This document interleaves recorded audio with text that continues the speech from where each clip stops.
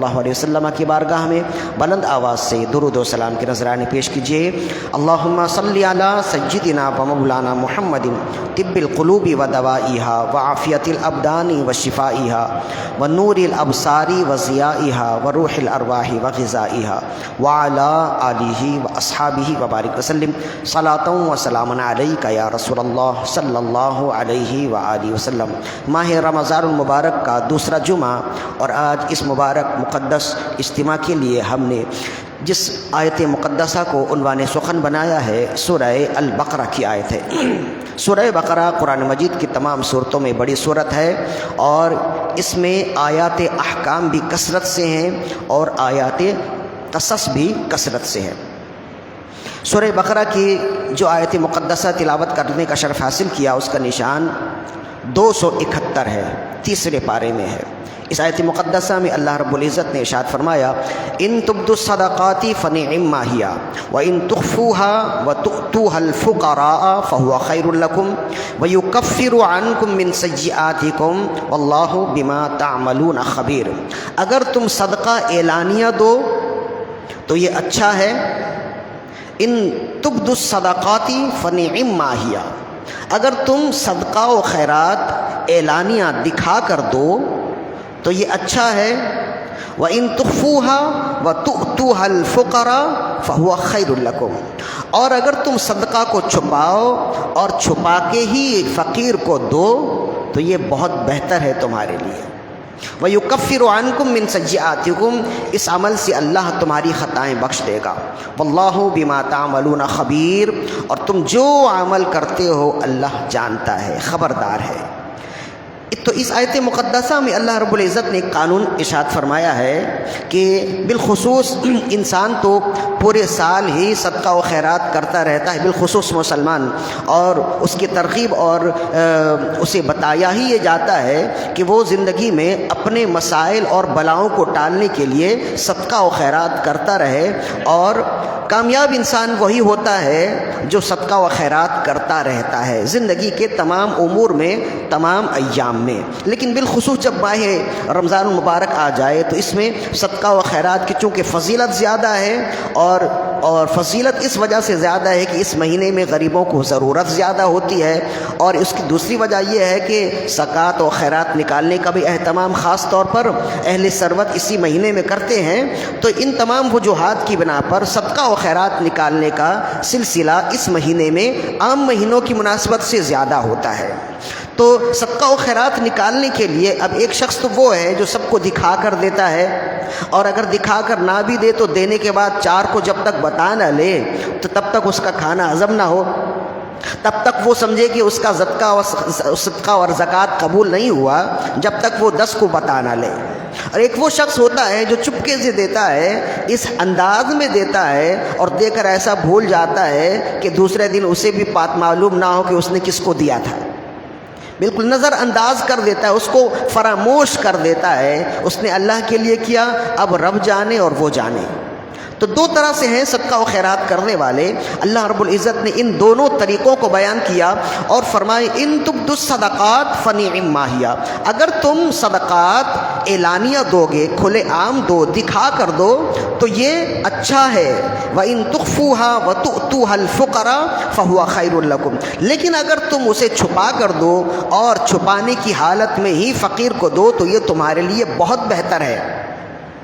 وَيُكَفِّرُ عَنْكُم مِّن سَيِّئَاتِكُمْ، اور اگر تم چھپا کر دو گے تو صدقہ بھی ادا ہو جائے گا اور اس کے بدلے میں اللہ تمہاری خطائیں بھی بخش دے گا۔ تو اس میں دونوں کو بیان کیا۔ اچھا یہاں پر یہ اصول بھی سمجھ لیجئے، یہاں تو اللہ نے یہ حکم بیان کیا صدقہ کا کہ اگر تم اسے دکھا کر دو تب بھی تمہارے لیے گناہ نہیں ہے، اور اگر تم اسے چھپا کر دو گے تو تمہارے لیے بہت بہتر ہے۔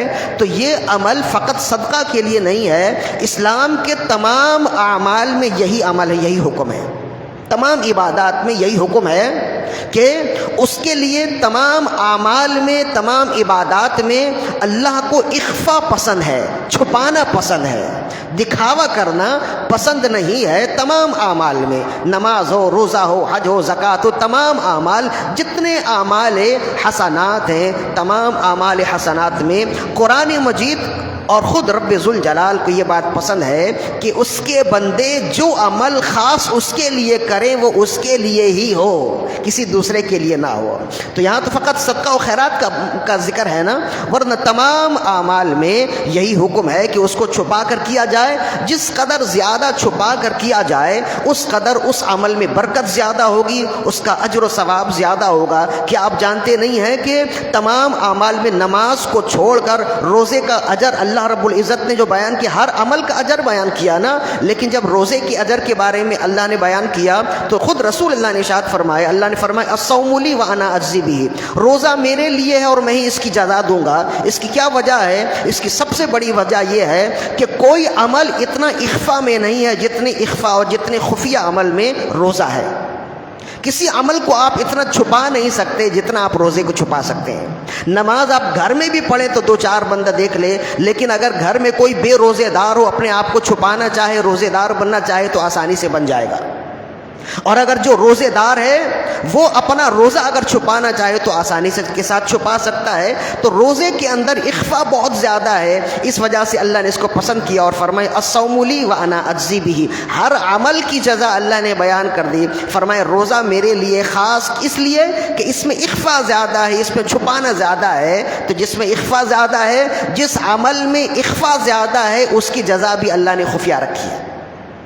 تو اللہ رب العزت کو ہر عمل میں اخفا یعنی چھپانا پسند ہے، ہر عمل میں پوشیدگی پسند ہے، لیکن بعض اعمال ایسے ہوتے ہیں کہ انہیں دکھانے کی بھی اجازت دی گئی۔ اسی کو قرآن مجید نے بیان کیا کہ ان تبدوا الصدقات فنعما ہی، اگر تم صدقات کھلے عام دو تب بھی بہتر ہے تمہارے لیے، لیکن اگر تم چھپا کر دو گے تو وہ بہت بہتر ہے۔ مطلب یہ ہے کہ اگر انسان کھلے عام بھی اسے دے تو یہ بہتر ہے، لیکن یہ تمام کے لیے نہیں ہے، بعض لوگوں کے لیے ہے۔ صوفیاء کرام اور مفسرین بالکل بلکہ شارحین حدیث نے بیان کیا اور مفسرین نے اسی آیت کے تحت بیان کیا کہ یہ حکم اکابرین کے لیے ہے۔ بعض اکابرین اپنے اعمال کو ظاہر کر دیتے ہیں فقط اس لیے کہ ان کی نیت یہ ہوتی ہے کہ میں چونکہ میرے فالوورز زیادہ ہیں، میرے اتباع کرنے والے زیادہ ہیں، میرے مریدین زیادہ ہیں، میرے پیروکار زیادہ ہیں، کسی عمل کو میں ظاہر کروں گا تو اس عمل کے پیچھے جو لوگ ہیں وہ بھی عمل کرنے لگ جائیں گے۔ اس لیے اکابرین کے لیے بعض روایت میں آتا ہے کہ انہوں نے اپنے خفیہ عمل کو ظاہر کیا اور اس کو محمود رکھا گیا، اس کو بھی پسندیدہ رکھا گیا ہے۔ اس کی نیت یہ ہوتی تھی، چونکہ اکابرین کے پیچھے تو بہت سارے لوگ ہوتے ہیں نا، مثلا امیر اہل سنت اپنا کوئی اچھا عمل ظاہر کر دیں تو لاکھوں کروڑوں آپ کے ماننے والے سب وہی عمل کرنے لگ جائیں گے۔ اسی طرح دیگر اور اکابرین ہیں، ساری دنیا میں مشہور ہیں، جن کے فالوورز زیادہ ہیں، جن کے پیروکار زیادہ ہیں، وہ اگر اپنا کوئی عمل ظاہر کریں کہ میں یہ عمل کرتا ہوں تو لوگ کہیں گے جب حضرت کرتے ہیں تو ہم بھی کریں گے۔ مسجد کا کوئی امام اپنا کوئی خفیہ عمل ظاہر کر دے تو درجن یا 100 افراد تو اس کے بھی محبین ہوں گے، تو وہ بھی عمل کرنے لگ جائیں گے۔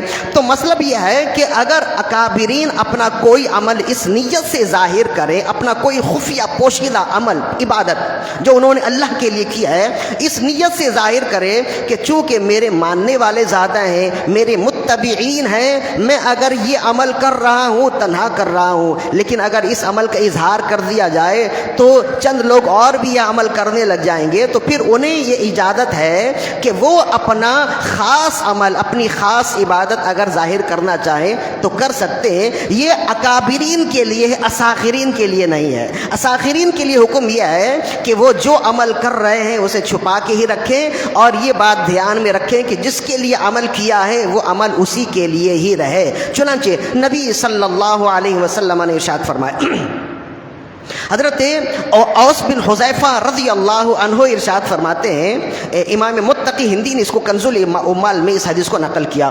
اوس بن حذیفہ رضی اللہ عنہ فرماتے ہیں کہ نبی صلی اللہ علیہ وسلم کے آخری ایام میں، یعنی فتح مکہ کے بعد، قبیلہ بنو ثقیف کے لوگ، چند لوگ آپ سے ملنے آئے اور مسلمان ہونے کے لیے آئے۔ قبیلہ بنو ثقیف یہی وہی یہ طائف کے لوگ تھے۔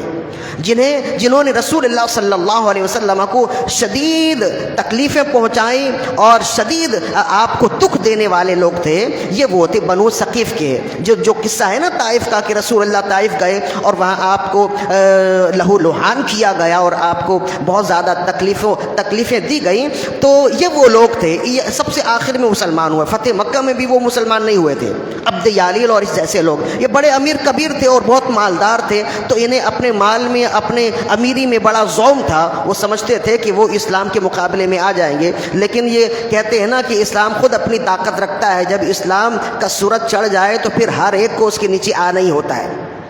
تو بہرحال ایسا ہی ہوا، قبیلہ بنو ثقیف کے لوگ بالآخر مسلمان ہونے کے لیے آئے، تو رسول اللہ صلی اللہ علیہ وسلم نے انہیں مسجد نبوی کے صحن میں ان کے لیے خیمہ لگوایا اور وہیں ان کے لیے ٹھہرنے کا انتظام کیا، بہت ہی کرام کیا، بڑی عزت دی ان لوگوں کو جنہوں نے آپ کے ساتھ برا سلوک کیا تھا، جنہوں نے آپ کے ساتھ ناروا سلوک کیا تھا، جنہوں نے آپ کے ساتھ اخلاقیات سوچ سلوک کیے تھے۔ رسول اللہ صلی اللہ علیہ وسلم پر جب باری آئی تو آپ نے ان کے ساتھ یہ عمل کیا۔ اسی کو کسی نے کہا نا کہ کوئی آ جائے طلب سے بھی سوا دیتے ہیں، آئے بیمار تو ہر دکھ کی دوا دیتے ہیں، گالیاں دیتا ہے کوئی تو دعا دیتے ہیں، دشمن آ جائے تو چادر بھی بچھا دیتے ہیں۔ یہ اخلاق ہیں ہمارے نبی صلی اللہ علیہ وسلم کے، جن اخلاق کو ہم بھول چکے ہیں، انہی اخلاق کو اپنانے کی ضرورت ہے۔ چنانچہ رسول اللہ صلی اللہ علیہ وسلم نے انہیں ایک خیمے میں خیمہ زن کیا، ان کے لیے خیمہ لگوایا اور وہ وہاں آرام کرتے رہے، ان کے لیے کھانے پینے کا صحیح انتظام کیا۔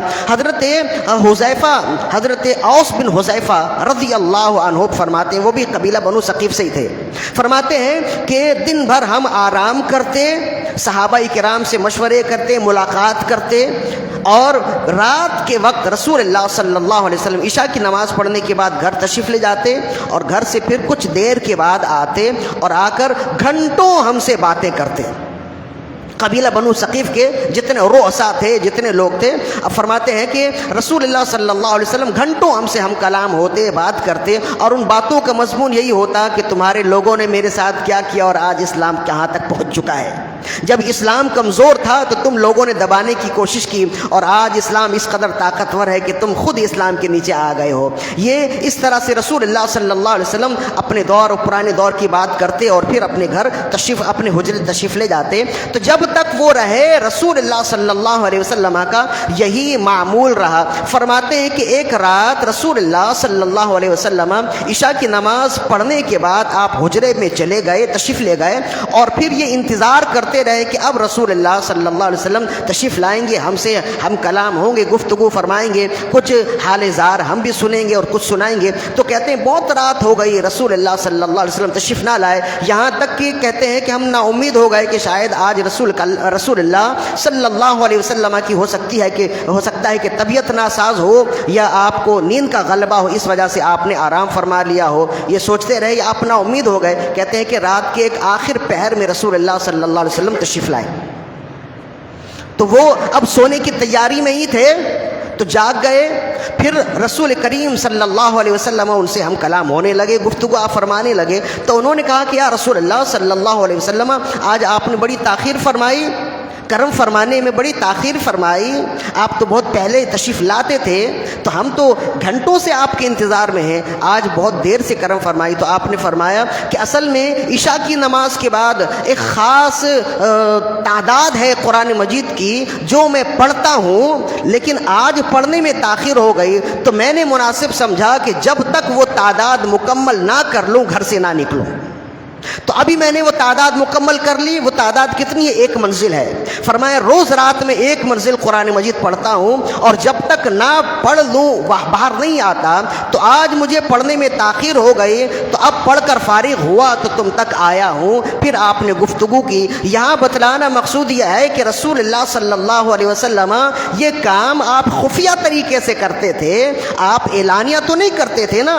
یہ جو قرآن مجید میں 7 منزلیں ہیں نا، یہ 7 منزلیں اس بات کی دلیل ہیں کہ رسول اللہ صلی اللہ علیہ وسلم ایک دن میں 1 منزل تلاوت فرماتے تھے، اور 7 دنوں میں 7 دنوں میں 1 قرآن مجید کا ختم فرمایا کرتے تھے۔ تو اسی وجہ سے قرآن مجید کی 7 منزلیں ہیں۔ تو رسول اللہ صلی اللہ علیہ وسلم کا یہ عمل تو خفیہ تھا، لیکن آپ نے اسے ظاہر کیا، بغیر پوچھے ظاہر کیا. آپ خاموش بھی رہتے تو کوئی ایسی بات نہیں تھی، لیکن سید انبیاء حبیب کبریا صلی اللہ علیہ وسلم نے یہ ظاہر کیا. کیوں ظاہر کیا؟ اگر آپ ظاہر نہ کرتے تو ہمیں پتہ ہی نہیں چلتا، اگر آپ ظاہر نہ کرتے تو ہمیں خبر نہ ہوتی، اور جب ہمیں خبر نہ ہوتی تو ہمیں ترغیب نہ ملتی کہ ہم بھی اس طرح سے تلاوت کریں. تو اکابرین کا عمل بسا اوقات خفیہ ہوتا ہے، اور وہ خود جان بوجھ کر ظاہر کر دیتے ہیں، اس وجہ سے کہ انہیں اس بات کا احساس ہوتا ہے، اس بات کا یقین ہوتا ہے کہ میں جو عمل کر رہا ہوں اللہ کو راضی کرنے کے لیے یہ بہت اچھا عمل ہے، لیکن یہ عمل خفیہ نہ رہے اور لوگ سن لیں گے. تو چونکہ وہ مجھ سے محبت کرنے والے ہیں تو اس عمل کو وہ بھی کریں گے تو وہ بھی اللہ کو راضی کرنے میں کامیاب ہو جائیں گے. اس وجہ سے بعض عبادات اکابرین اپنا ظاہر کر دیتے ہیں. ایک روایت ہو گئی. دوسری روایت امام بخاری کی ہے جو اعمال کو ظاہر کرنے کی ہے، اور بہت ہی مشہور روایت ہے، اس طرف توجہ نہیں ہوتی. رسول اللہ صلی اللہ علیہ وسلم معراج سے واپس آئے، صحیح بخاری مسلم دونوں کی ہے. معراج سے واپس آئے تو حضرت بلال حبشی رضی اللہ عنہ سے آپ نے پوچھا، اے بلال انی سمیعت دفع نعلیک بین یدی، میں نے اپنے آگے آگے جنت میں تمہارے قدموں کی آواز سنی. تم زمین میں چلتے ہو لیکن تمہارے قدموں کی چھاپ عرش تک پہنچتی ہے. جنت کے آگے آگے میں نے تمہارے قدموں کی آواز سنی. صحیح بخاری کی روایت ہے. انی سمیعت لعنیک انی سمیعت دفع نعلیک بین یدی فی الجنہ، میں نے جنت کے آگے، جنت میں اپنے آگے آگے تمہارے قدموں کی آواز سنی ہے. تو یہ عرش اولا کے فرشتے تمہارے قدموں کی آواز سنتے ہیں، یہ تو بہت بڑا مقام و مرتبہ ہے. تم ایسا کون سا عمل کرتے ہو کہ یہاں تک پہنچ گئے؟ کون سا عمل کرتے ہو کہ اللہ نے تمہیں یہ مقام اور مرتبہ دیا کہ تم زمین میں چلو تو تمہارے قدموں کی چھاپ وہاں تک آواز جاتی ہے؟ کون سا عمل ہے؟ تو عرض کرنے لگے، یا رسول اللہ صلی اللہ علیہ وسلم، اتنا کوئی مشکل عمل نہیں ہے، بس یہ عمل ہے کہ جب بھی میں بے وضو ہوتا ہوں وضو کر لیتا ہوں، اور جب وضو کر لیتا ہوں تو 2 رکعت نماز تحیۃ الوضو پڑھ لیتا ہوں. بس یہی عمل ہے. تو یہ عمل وہ چھپا کر کرتے تھے نا، لیکن اس کو ظاہر کیا. کیوں ظاہر کیا؟ کہ رسول اللہ صلی اللہ علیہ وسلم نے پوچھا. اور رسول اللہ صلی اللہ علیہ وسلم نے کیوں پوچھا؟ آپ نے اس وجہ سے پوچھا تاکہ اس قدر ایسا عمل جو اللہ کو راضی کرنے والا ہو، جس کے باعث انسان کو سربلندی مل جائے، جس کی وجہ سے انسان کو عزت و وقار میں اضافہ ہو جائے، وہ عمل رسول اللہ نے بلال حبشی سے پوچھا، اور بلال حبشی نے بتایا فقط اس وجہ سے تاکہ امت عمل کرنے لگ جائے.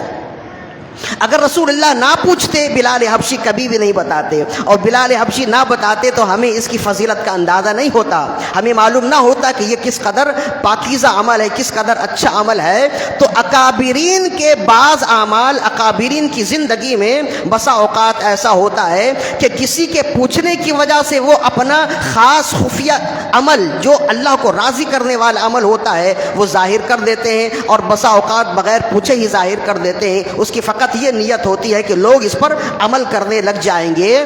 2 روایت ہو گئی، 2 حدیث ہو گئی. تیسری حدیث جس کو امام مسلم نے روایت کی، حضرت ابو ہریرہ رضی اللہ عنہ اس کے راوی ہیں، بہت ہی خوبصورت حدیث ہے. فرماتے ہیں کہ رسول اللہ صلی اللہ علیہ وسلم نے ارشاد فرمایا کہ ایک شخص جنگل سے گزر رہا تھا کہ اچانک اس نے بادل کا ٹکڑا دیکھا. سخت گرمی میں ٹھنڈا بادل کا ٹکڑا آیا اور اس کے سر پر گھومنے لگا، سائے کی طرح ساتھ ساتھ چلنے لگا. تو اس نے جب اچانک اپنے سر کے اوپر ٹھنڈے بادل کا ٹکڑا دیکھا تو بادل کی جانب دیکھا تو بادل سے آواز آئی. کوئی کہنے والا کہہ رہا تھا، اے پانی سے بھرے بادل کے ٹکڑے، فلاں باغ میں جا کر برس جا، فلاں بندے کے باغ میں جا کر برس جا. تو اب یہ تو مسافر تھا، اسے معلوم نہیں کہ فلاں بندے کے باغ میں جا کر برس جا وہ باغ کون ہے اور فلاں بندہ کون ہے. یہ تو خود ہی مسافر تھا، لیکن اس کے لیے بات بہت ہی اچنبھے کی تھی، بہت تعجب کی بات تھی. اس نے کہا کہ چلتے ہیں دیکھتے ہیں وہ شخص کون ہوگا، کیسا اللہ والا ہوگا کہ اللہ بادل کے ٹکڑے کو حکم دیتا ہے کہ اس کے باغ میں جا کر برس جا. پوری زمین میں خشکی ہے اور اللہ حکم دیتا ہے کہ اس باغ میں جا کر پانی اتار دے. تو وہ کون سا شخص ہوگا، کیسا شخص ہوگا، کیسا مقرب بارگاہ شخص ہوگا. تو کہتے ہیں کہ مجھے چاہیے کہ میں بھی اس کی زیارت کروں، میں بھی اس کی دستبوسی کروں تاکہ اس سے مجھے برکت ملے. تو کہتے ہیں کہ اب اس شخص کو کیسے پہچانا جائے؟ تو کہا کہ اس بادل کے پیچھے پیچھے چلتے ہیں، جہاں یہ بادل رکے گا تو ہمیں خبر مل جائے گی کہ وہ بندہ کون ہے. تو کہتے ہیں اب وہ بندہ چلا اس بادل کے پیچھے پیچھے، اور بادل آہستہ آہستہ چلتا گیا۔ چلتے چلتے ایک باغ کے قریب پہنچ کر ایک چھوٹے سے پہاڑ پر، ایک سنگلاخ پہاڑ پر وہ بادل برسا، اور اس پانی کو ایک نالے نے جمع کیا، اور جمع کرنے کے بعد آہستہ آہستہ چلنے لگا، اور چلتے چلتے باغ تک آیا۔ اب یہ شخص تو سارا معاملہ دیکھ رہا تھا، سارا معاجرہ دیکھ رہا تھا۔ اس نے دیکھا کہ یہ بادل برسا اور اس کا پانی ایک چند پتھر پر گرے اور خشک نہیں ہوئے، اور پھر نالی کے ذریعے سے پانی بہنے لگا۔ تو اب یہ نالی کے ساتھ ساتھ چلنے لگا۔ چلتے چلتے کچھ دور گیا تو دیکھا کہ ایک باغ ہے، باغ کی نالی سوکھی پڑی ہے، اور ایک شخص اپنے ہاتھ میں کدال لیے گویا وہ پانی کا انتظار کر رہا ہے کہ اب پانی آنے والا ہے اور میں نے پانی کو سمیٹنا ہے۔ گویا جیسے ہی اس نے دیکھا کہ پانی آ رہا ہے، اس نے اللہ کی حمد و ثنا کی، اور حمد و ثنا کرنے کے بعد پانی کو سمیٹنے لگا، اور پانی کے لیے جہاں جہاں نالیاں بنانی تھی اس نے نالی بنانی شروع کی، اور پانی نے اس تمام پانی نے فقط اسی باغ کو سیراب کر دیا۔ اس باغ کے پودوں کے لیے جتنے پانی کی ضرورت تھی اس بادل نے تمام ضرورت پوری کر دی، اور باغ ہرا بھرا رہا، باغ کو جتنا پانی چاہیے تھا وہ مل گیا۔ یہ عجیب بات تھی، ہر کسی کے ساتھ تو یہ ہوتا نہیں ہے، ہر کسی کے ساتھ تو یہ نہیں ہوتا ہے۔ تو وہ شخص کھڑا یہ معاملہ دیکھتا رہا۔ جب وہ باغبان پانی دے کر فارغ ہو گیا تو اس نے جا کر اس کی دستبوسی کی، اور اس نے پوچھا تمہارا نام کیا ہے؟ ماں اسمک یا عبداللہ، اے اللہ کے بندے تمہارا نام کیا ہے؟ تو اس نے اپنا نام بتایا کہ اسمی فلاں، میرا نام فلاں ہے۔ یہ رسول اللہ نے روایت فرمائی، اور حضرت ابو ہریرہ نے بھی روایت فرمائی، لیکن رسول اللہ نے بھی اس کا نام ظاہر نہیں کیا، اور ابو ہریرہ نے بھی اس کا نام ظاہر نہیں کیا۔ بس اس نے کہا کہ میرا نام فلاں ہے۔ حالانکہ راوی کو ہو سکتا ہے کہ شک ہو جائے، رسول اللہ کو شک نہیں ہو سکتا۔ تو رسول اللہ نے بھی اس کا نام ظاہر نہیں کیا، اس لیے کہ اخفا بہتر ہے۔ تو بہرحال اس نے اپنا نام بتایا، تو پھر پوچھا کہ میں تو تمہیں جانتا نہیں اور تم مجھے جانتے نہیں، تو نام کیوں پوچھ رہے ہو؟ تو اس نے کہا کہ تمہارا کون سا عمل ہے جو اللہ کو اس قدر مقبول ہے، اللہ کو ایسا پسند ہے کہ پوری زمین سوکھی ہے اور میلوں دور سے اللہ نے ایک بادل کو حکم دیا، وہ بادل آتا ہے تمہارے باغ کے پاس برستا ہے، اور اس کا پانی نالیوں کے ذریعے سے تمہارے باغ میں آتا ہے۔ تو یہ کوئی معمولی بات تو نہیں ہے، تم مجھے خدا کے واسطے بتاؤ تمہارا کون سا عمل ہے جس کی وجہ سے اللہ نے تمہیں یہ فضیلت دی ہے، جس کی وجہ سے اللہ نے تمہیں وہ وقار اور قدر و منزلت دی کہ ایک بادل کو اللہ حکم دیتا ہے اور آ کر برستا ہے، اطراف کی ساری زمین سوکھی پڑی ہے، خشک پڑی ہے، لیکن تمہارا باغ سرسبز و شاداب ہے، ہرا بھرا ہے، پھل دے رہا ہے۔ تو یہ اللہ کی بہت بڑی نعمت ہے، اور اللہ نے تمہیں بڑا وقار و مرتبہ دیا ہے، ہر کسی کے ساتھ تو ہوتا نہیں، یہ غیر معمولی عمل ہے، تو اس غیر معمولی عمل کا رد عمل بھی غیر معمولی ہوگا، لہذا تم بتاؤ تم کون سا عمل کرتے ہو؟ اس نے کہا کہ میں یہ عمل چھپاتا ہوں، لیکن تم نے پوچھا ہے، میں فقط اس لیے بتا رہا ہوں کہ تمہیں ترغیب ہو جائے گی، تم بھی یہ عمل کرو گے۔ لہذا میں یہ عمل کرتا ہوں کہ سالانہ اس باغ سے جب پھل توڑتا ہوں تو پھل کے 3 ٹکڑے کر لیتا ہوں، 3 حصے کر لیتا ہوں، اور پھلوں کے 3 حصے کرنے کے بعد ایک حصہ میں اپنے لیے رکھتا ہوں، ایک حصہ اپنے رشتہ داروں کے لیے رکھتا ہوں، اور ایک حصہ اللہ کی راہ میں خیرات کر دیتا ہوں۔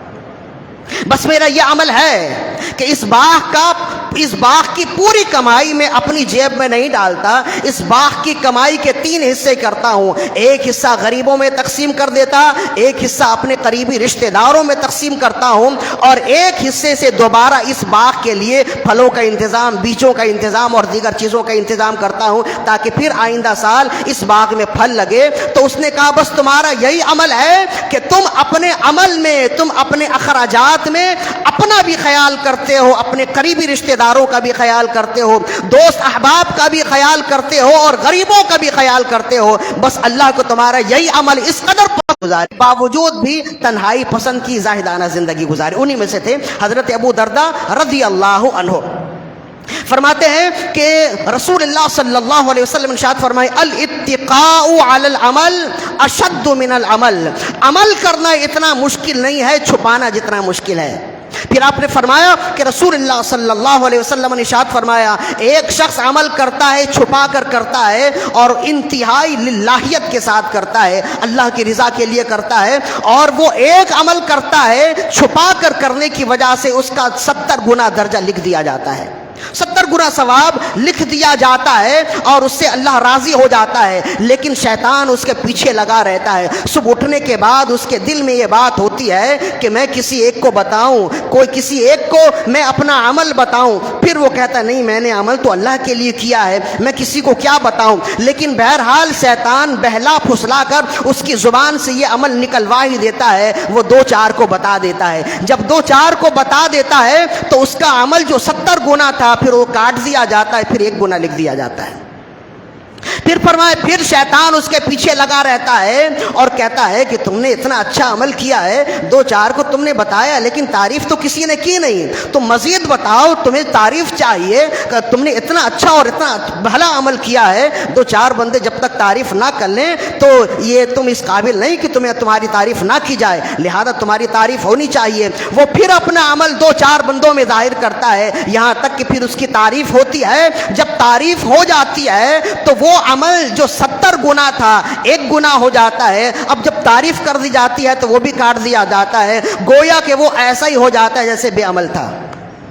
फिर उसके नामाए अमाल से वह अमाल काट दिए जाते हैं। इसी वजह से हजरत अबू दर्दा रज़ी अल्लाह अन्हु ने इरशाद फरमाया, इस जगह रसूलुल्लाह ने फरमाया, अल इत्तिकाउ अलल अमल अशद्दु मिनल अमल, अमल करना इतना मुश्किल नहीं है, छुपाना जितना मुश्किल है। आज हम जिस दौर में हैं, अगर 1 बोरी आटे की अगर कोई दे तो 10 बंदा उसमें जब तक तस्वीर ना खिंचवा ले और सोशल मीडिया पर जाहिर ना कर दे, तब तक वो समझता है कि उसका सदका और उसका ये अमल खैर अल्लाह की बारगाह में पहुंचा नहीं है। तो इन चीजों से अपने आप को रोकिए, दिखावे से रोकिए। अल्लाह खुफिया है, इसी वजह से खुफिया चीज को पसंद करता है। अल्लाह को किसी ने देखा नहीं है ना, अल्लाह चूंकि पोशीदा है, इस वजह से अल्लाह को पोशीदा अमल भी पसंद है। क्या आप जानते नहीं कि हमारे ईमान भी ईमान बिन गैब इसी वजह से है कि अल्लाह पोशीदा है। इस वजह से हमारा ईमान, तमाम जितने ईमानदार हैं आदम अलैहिस्सलाम से लेके आज तक, बहुत सारे लोग हैं ना अपने अपने नबियों पर ईमान लाने वाले हैं, लेकिन हमारा ईमान तमाम उम्मत के ईमान से बढ़कर है, अफजल है, आला है। उसकी वजह यह है कि हम ईमान बिल गैब रखते हैं। तो अल्लाह कि खुद खुफिया है, पोशीदा है, इस वजह से वो पोशीदा अमल को पसंद करता है। और कोई शख्स अगर अमल करे, पोशीदगी के साथ अमल करे, तो उसका अमल इस कदर मकबूल होता है कि 1 अमल करता है उसका सवाब 70 गुना लिखा जाता है। तो ये दुनियादारी से छोड़िए और लोगों से तारीफों की भीख मांगने की जरूरत नहीं है। आप ये सोचिए कि आपने जिसके लिए किया है वो देख रहा है और जिसके लिए किया है उसी से जजा लूंगा। जब ये अमल होगा ना तो फिर दिल में लिल्लाहियत आएगी। वरना हम चलते फिरते देख रहे होते हैं कि एक शख्स अगर कोई अमल करे, किसी को 100 रुपए भी दे, तो जब तक 10 बंदे देख ना लें, उनके सामने दिखा ना दे, तब तक वो किसी फकीर को 100 रुपए देगा नहीं। जब तक वो उसकी गुर्बत का मजाक ना बनवा ले सोशल मीडिया पर, तब तक वो समझता है कि उसका सदका, उसका खैरात और उसका ये देना कबूल नहीं हुआ है। ये लिल्लाहियत नहीं है, ये अल्लाह की तबीयत नहीं है, ये अल्लाह की मर्जी नहीं है। अल्लाह की मर्जी यह है कि जब तुमने अमल मेरे लिए किया है तो फकत मेरे लिए करो। जब तुम मेरे लिए हो तो मेरे ही बन के रहो, किसी दूसरे के ना बनो। वरना याद रखिए, हजरत अबू मंसूर ज़िकीर रहमहुल्लाह के बारे में आया, इमाम साहिब रूहुल बयान ने लिखा है, फरमाते अबू मंसूर अल ज़िकीर बहुत बड़े अल्लाह वाले थे।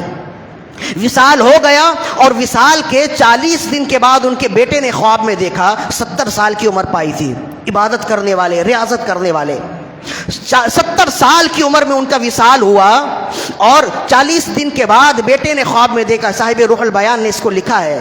तो जब बेटे ने पूछा कि आपके साथ क्या मामला हुआ, तो फरमाया कि बेटा, जितना तुम आसान समझ रहे हो इतना आसान नहीं है।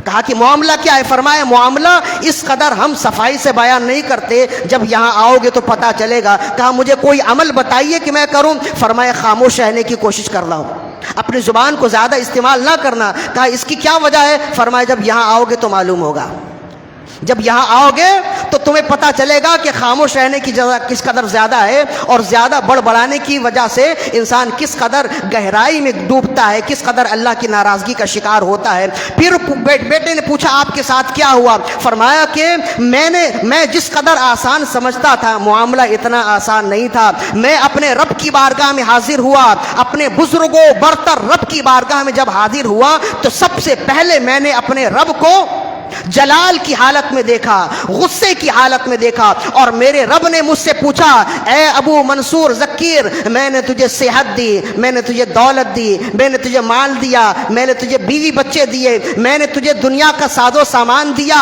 تو کیا تو اس کا انکار کرتا ہے؟ میں نے کہا رب بے شک تو نے مجھے صحت دی، تو نے مجھے زندگی دی، تو نے مجھے وقار دیا، تو نے مجھے علم دیا، تو نے مجھے مال و دولت دی، زوجہ دیے، بیوی دیے، بھائی دیے، بیٹے دیے، سب کچھ دیے، میں اس کا اقرار کرتا ہوں، میں اس پر اتفاق کرتا ہوں۔ رب نے فرمایا آج میرے لیے کیا لائے ہو؟ میرے لیے کیا لائے ہو؟ تو اب یہ یہاں پر رک جائیے اور اس بات کو اچھی طرح سمجھ لیجئے کہ جو سوال ان سے ہوا ہے آپ سے بھی ہوگا، جو سوال ان سے ہوا ہر ایک سے ہوگا۔ میرا رب ہر ایک سے پوچھے گا میں نے تمہیں زندگی کی تمام آسائشیں دی ہیں، میں نے تمہیں زندگی کی تمام تر رونقیں دی ہیں، میں نے دی تھی، تم نے میرے لیے کیا کیا ہے؟ یہ وہ وقت ہوگا جب انسان بول نہیں پائے گا۔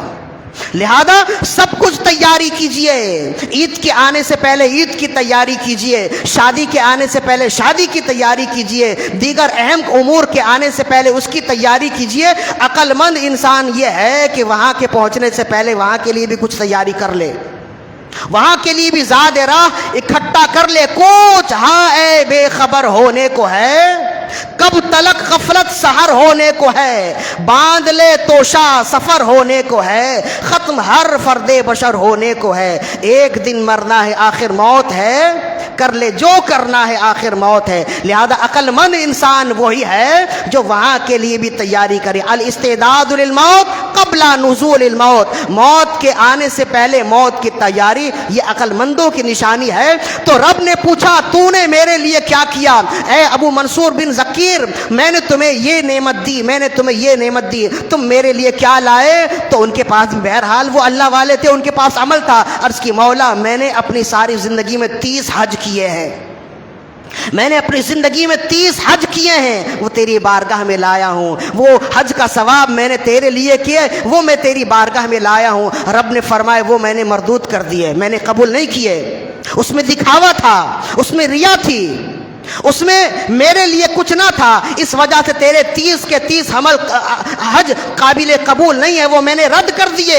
ان کے پاؤں کے نیچے سے زمین نکل گئی۔ حج پر تو ایک حج پر بہت تکیہ ہے، ایک حج پر بہت ناز ہے انسان کو، لیکن یہاں 30 حج ہیں اور ایک مرتبہ ایک ہی قلم سے 30 کے 30 حج مردود ہو گئے، ختم ہو گئے، نا قابل قبول ہو گئے۔ پھر عرض کرنے لگے اے ابو منصور بن ذکیر، یہ 30 حج تو قبول نہیں ہے، اور کوئی عمل میرے لیے لائے ہو تو بتاؤ۔ عرض کرنے لگے یا اللہ 70 سالہ زندگی میں میں نے اپنے ان دونوں ہاتھوں سے 40,000 دراہم تیری راہ میں خرچ کیے ہیں، فقیروں کو دیے ہیں، 40,000 روپے فقیروں کو میں نے اپنے انہی دونوں ہاتھوں سے دیے ہیں۔ اللہ نے فرمایا وہ بھی میری بارگاہ میں قبول نہیں ہے، اس میں بھی دکھاوا تھا، اس میں بھی ریا تھی، اس میں بھی خلوص نیت کا فقدان تھا، تو وہ بھی میں نے قبول نہیں کیا ہے۔ اب آہستہ آہستہ ان کے اعمال تو جواب دینے لگے، ان کے اوسان بھی جواب دینے لگے۔ اللہ نے فرمایا اس کے علاوہ کچھ لائے ہو؟ اللہ عرض کرنے لگے رب ذوالجلال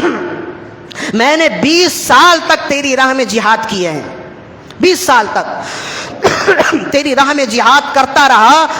رب ذوالجلال وہ تیرے لیے تھا، فقط میں نے تیرے لیے وہ عمل کیا، اسے اپنی بارگاہ میں قبول فرما لے۔ رب نے فرمایا وہ 20 سال کا جہاد کرنا بھی میں نے قبول نہیں کیا ہے، اس میں بھی دکھاوا تھا، اس میں بھی ریا تھی، اس میں بھی لوگوں کے لیے طلب شہرت تھی، اس وجہ سے وہ بھی عمل میں نے قبول نہیں کیا ہے۔ پھر اور کوئی عمل لائے ہو؟ عرض کرنے لگے رب ذوالجلال جب سے میں بالغ ہوا دن میں روزہ رکھتا رہا، رات میں عبادت کرتا رہا، زندگی بھر کے اعمال تیرے لیے ہیں، اور میں کیا کر سکتا ہوں؟ رب نے فرمایا وہ بھی قابل قبول نہیں ہے، وہ بھی مردود ہو گئے۔ اب رب کی بارگاہ میں جرح کون کر سکتا ہے؟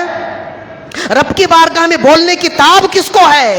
رب نے فرمایا ایک مرتبہ ہی رب ذوالجلال نے تمام اعمال غیر قبول کر دیے، مردود کر دیے، ناقابل قبول کر دیے۔ جب تمام اعمال ختم ہو گئے رب نے فرمایا اور کوئی عمل ہے؟ عرض کرنے لگے مولا فقط تیری رحمت پر بھروسہ ہے، فقط تیری رحمت پہ آسرا ہے۔ اب تو جتنے اعمال پر تکیہ تھے، جتنے اعمال پر ناز تھا، بھروسہ تھا، تمام اعمال تو مردود ہو گئے، تمام اعمال ضائع ہو گئے. رب ذوالجلال تیری رحمت پر بھروسہ ہے. اللہ رب العزت نے ارشاد فرمایا تم جیسے شخص کے لیے میری شان کے لائق نہیں ہے کہ میں تمہیں دوزخ میں ڈالوں، حالانکہ تمہارا کوئی عمل تو جنت میں جانے والا ہے نہیں، لیکن بہرحال تم نے محنت کی ہے، تم ایک اچھے آدمی تھے اور میں تمہیں جنت میں ڈالتا ہوں. جب جنت کی جانب جانے لگے تو اپنے رب سے عرض کرنے لگے مولا پوچھنے کی ضرورت تو نہیں ہے، فقط تیری رحمت سے جنت میں جا رہا ہوں، یا میرا کوئی عمل تجھے پسند آ گیا ہے جس کی وجہ سے تو نے مجھے جنت عطا کی ہے. رب نے فرمایا کہ 30 سالہ عمل، 30 حج میں نے قبول نہیں کیے، 40,000 دراہم کا صدقہ کرنا میں نے قبول نہیں کیا، 20 سال تک جہاد کرنا میں نے قبول نہیں کیا ہے. تمہاری زندگی کے تمام اعمال ضائع ہو گئے. ایک عمل میں نے پسند کیا. ایک مرتبہ گھر سے نکلے اور راستے میں آ رہے تھے، ایک کانٹا گرا ہوا تھا، خلوص نیت سے اس نیت سے اٹھا کر سائڈ لگا دیا کہ کسی مسلمان کے پاؤں میں چبھ جائے گا تو اسے تکلیف ہوگی، بس تمہارا یہ عمل میں نے پسند کر لیا ہے، تمہیں جنت کا حقدار کر دیا ہے. تو ایسا ہے کہ انسان اگر کوئی عمل کرے، بڑے سے بڑا عمل کرتا ہے، اگر اس میں دکھاوا آ جائے، ریاکاری آ جائے تو اللہ قبول نہیں کرتا، اور اگر قبول کرنے میں آئے چھوٹا سا عمل ہوتا ہے اس میں خلوص نیت ہوتی ہے تو اللہ قبول کر لیتا ہے. بس میرا پیغام یہی تھا. اس پر مزید انشاءاللہ گفتگو ہوگی اگلی نشست میں. میرا پیغام یہی ہے، ماہ رمضان میں اچھے اچھے اعمال ہوتے ہیں، کیجئے اور کوشش کیجئے کہ آپ کا کوئی بھی عمل ہے تو آپ نے جس کے لیے کیا ہے وہی دیکھے، کوئی دوسرا نہ دیکھے. صدقہ و خیرات کریں، کسی کو کچھ دینا ہے، کسی سے کچھ لینا ہے، کوشش کیجئے کہ آپ کے اپنوں کو بھی معلوم نہ ہو کہ آپ نے کس کے ساتھ خیر خواہی کی ہے.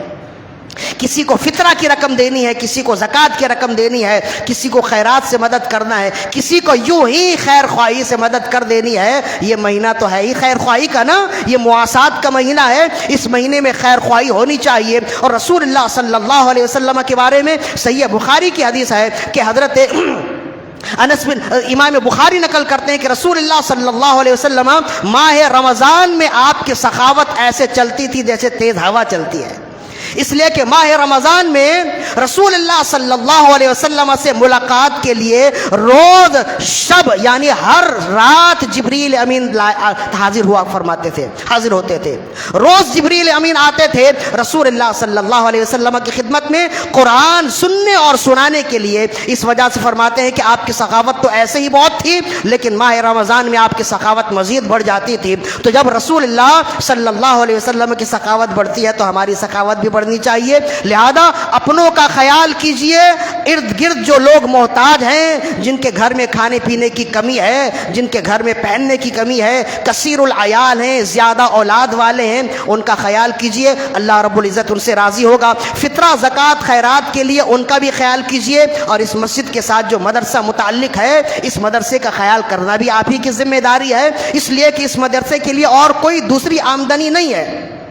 آپ ہی کے چندوں سے، آپ ہی کے فطرہ و زکوٰۃ کے رقم سے مسجد کے تمام، یہ مدرسے کے تمام معمولات چلتے ہیں. باہر اسٹال لگا ہے، ہر مہینے ہر ہفتے اسٹال لگا ہوتا ہے، تراویح کی نماز کے بعد بھی ہوتا ہے. لہذا آپ سے گزارش ہے کہ وہاں پہ بھی تعاون کیجئے. بہرحال جو بھی عمل کیجئے اللہ رب العزت کا وہ عمل بہت زیادہ پسند ہے جو خاص اللہ کے لیے ہو، چھپا کے ہو. اللہ تعالیٰ سے دعا ہے کہ رب ذوالجلال ہماری آج کی حاضری اپنی بارگاہ میں قبول و مقبول فرمائے. وما علینا الا